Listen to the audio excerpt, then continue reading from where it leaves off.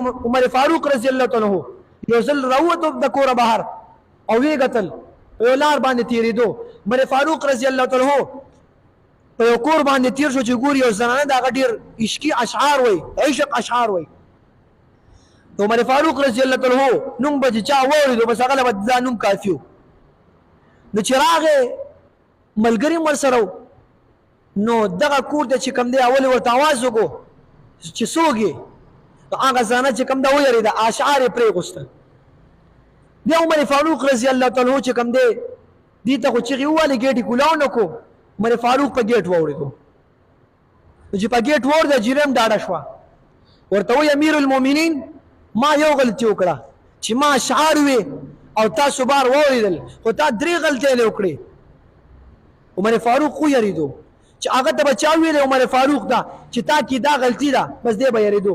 عمر فاروق ناست دی په منبر باندې خطبه وایي او خطبې دوران کې دا وایي ای زما قومه که چېرته عمر فاروق په غلطه لار روان شو تاسو به څه کوئ؟ یو سړی پاس د تورې ورته داسې نیغه ونیوله وایي عمره په دې به دې سم کوو. عمر خوشحاله شو چې شکر دی داسې خلک شته اسلام باندې غیرت کوي، د رسول الله سلم چې کوم دی حدیثو باندې غیرت کوي.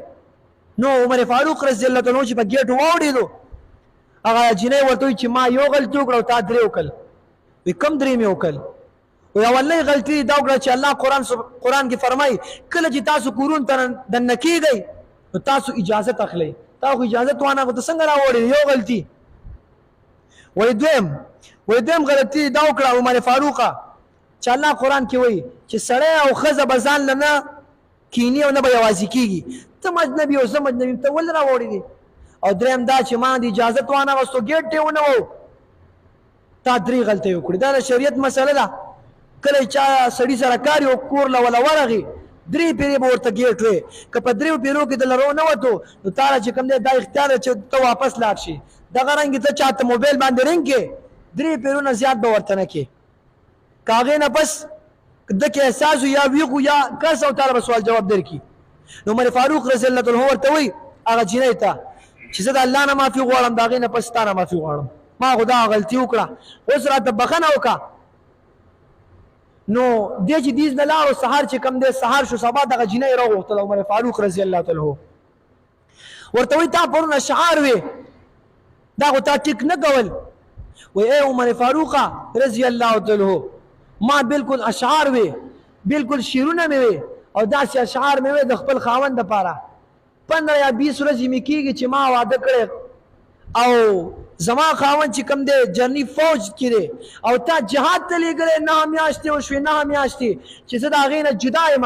نو ما د هغې دپاره اشعار وې چې ته به کوم ځای کې او ته په کوم حالت کې سنګر کې ته به څنګه ما د هغې دپاره اشعار وې. اوهو عمر فاروق رضی الله تعالی عنه سره غم پیدا شو چې لکه دا څنګه چل شوی دی. کور ته راغې خپلې بیبي ته وایي ام کلثوم رضی الله تعالی چې دا د علي صاحب لور وه. یو ځل عمر فاروق رضی الله تعالی عنه علي صاحب ته وایي علي د نبي علیه الصلاة والسلام زوم دی، وایي زړه مې دا غواړي چې د رسول الله سلم خاندان کې زه واده وکړم، خو دا شوق مې نه دی چې یاره زه دې واده وکړم او ډېر مینې محبت نه شوق مې دغه دی چې یاره د اهل بیتو کې زما نوم هم راشي. نبي علیه الصلاة والسلام ورته علي صاحب ورته وفرمایل ټیک ده زما یوه لور ده او دغه لور به ستا کور ته درولېږم، ته وګوره چې د خوښه شوه څادر به ورله ورکړم. ته به ورته ووایې څادر به ورسره وي، که چېرې ستا څادر خوښ شو نو ته به ورته چې زما څادر خوښ شو زه به پوه شم چې زما لور ستا خوښه ده. چې څه ټایم راغی علي رضی الله تعالی لور راغه عمر فاروق رضی الله تعالی ته راغه ورته وایي دا څادر ماله پلار راکړی دا وګوره. نو عمر خو چونکې ډېر غیرتي و او ډېر عزتداره سړی و چې زنانه وله راغه وایي دغه څادر ماله پلار راکړی دی او دی راته ویل چې امیر المؤمنین له دا څادر ورکړه چې خوښې دی او که نه. امیر المؤمنین عمر فاروق رضی الله تعالی د زنانه دا پنسه لږ داسې اوچته کړه، بره ورته کتلې نه دي. شریعت مسله دغه ده چې کله یو سړی د چا لور کوي نو شریعت دومره اجازت ورکړه چې تا هغه جینۍ وګوري او پیره. خو عمر فاروق ورته بره نه ګوري، عمر فاروق ورته لاندې پنډو ته ګوري چېره څنګه ده دا جینۍ. نو چې کله یې څادر وګتو نو دی ورته وایي چې پنسي اوچتې کړې دا جینۍ ورته وایي امیر المؤمنینه که ته امیر المؤمنین نه وې عمر فاروقه نو ما به تا دا سترګې ویستې وي. زه خو پلار دې له راولېږلم چې څادر وله ورکه چې زما پنډو سره ستا څه کار دی. عمر فاروق ډېر چې کوم دی خوشحاله شو چې را بس زه ورسره واده کوم. چې کله دغه لور راغلی رضي الله تعالی کور ته ورته وایي بابا جانه څادر یې خو خوښ شو خو یو کار به زما خوښ نه شو. ولې؟ ویل هغه له چې زه لاړم زما پنډۍ چې کوم دی ښکاره کړله او زما پنډۍ سره یې څه کار و تا خو څادر له لېږلم چې څادر وګوره. نو علي رضي الله تعالی ورته فرمایي وایي لورې خفه کېږه ما دا ستا خاوند دی ما ته بله ورکړې. نو عمر فاروق رضي الله تعالی بیا چې کوم دی د نبی علیه الصلاة والسلام خاندان کې دغه واده ده وکړو. بیا چې کوم دی عمر فاروق رضي الله تعالی کور ته راغی. نو چې کور ته راغی ورته وایي چې زنانه نه خاوند لرې وي څومره موده صبر کولی شي. نو هغه ورته وایي علي صاحب لور د هغه ته وایي او د عمر فاروق رضي الله تعالی لور چې په نبی علیه الصلاة والسلام باندې واده ده حفصه رضي الله تعالی امیر المؤمنین زمونږ استاد مور کور ته راغی. ام کلثوم ته وایي عمر رضي الله تعالی وایي ښځې نه چې خاوند لري څومره موده صبر کولی شي او ورته وایي 4 میاشتې.